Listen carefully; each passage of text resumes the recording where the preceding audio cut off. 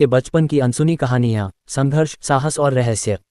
Doctor Bhimrao Ambedkar का जीवन असाधारण था, लेकिन क्या आप जानते हैं कि उनके बचपन में ऐसे कई रहस्यमयी और संघर्षपूर्ण घटनाएं हुईं जिन्होंने उन्हें जीवन भर प्रेरित किया। उनके शुरुआती दिनों की कुछ कहानियां इतनी चौंकाने वाली हैं कि सुनने वालों के रोंगटे खड़े हो जाते हैं।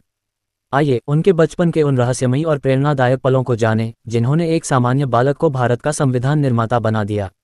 1. ट्रेन का सफ़र। एक रहस्यमयी रात। बचपन में अंबेडकर की पढ़ाई के लिए उनके पिता रामजी सकपाल ने उन्हें सतारा जिले से मुंबई भेजने का फैसला किया। भीमराव बहुत उत्साहित थे क्योंकि पहली बार उन्हें ट्रेन से यात्रा करने का मौका मिला। लेकिन ये सफ़र उतना आसान नहीं था। जब ट्रेन स्टेशन पर पहुंची तो उनके पिता ने उन्हें और उनके भाई बहनों को ट्रेन में बैठा दिया और कहा, मुंबई पहुंचकर किसी से मदद मांग लेना। पर समस्या ये थी कि भीमराव और उनके भाई बहन अछूत माने जाते थे। जब वे मुंबई स्टेशन पहुंचे तो कोई भी उन्हें छूने या उनकी मदद करने को तैयार नहीं था। उन्होंने घंटों इंतजार किया, लेकिन कोई भी तांगे वाला उन्हें बैठाने को तैयार नहीं था।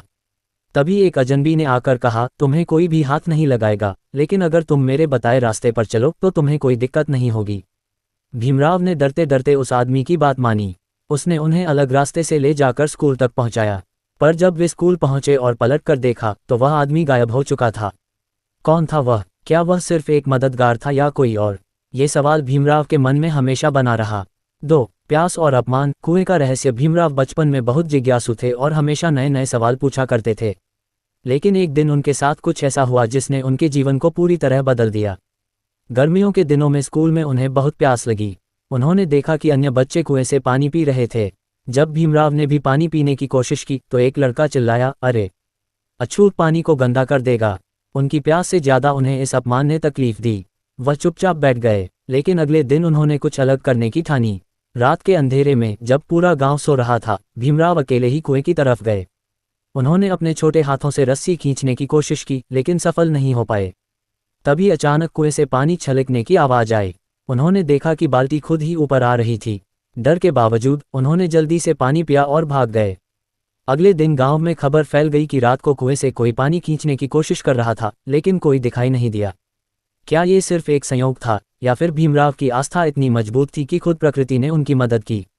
ये घटना उनके लिए हमेशा एक रहस्य बनी रही।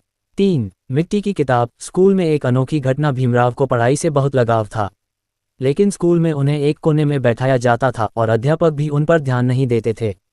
एक दिन जब उन्होंने शिक्षक से सवाल पूछने की कोशिश की तो एक लड़के ने उन पर मिट्टी फेंक दी। इससे उनकी किताबें खराब हो गईं। उस दिन उन्होंने ठान लिया कि वह बिना किताबों के भी पढ़ाई करेंगे। उन्होंने मिट्टी उठाई, उसे समतल किया और अपनी उंगलियों से उस पर शब्द लिखना शुरू कर दिया।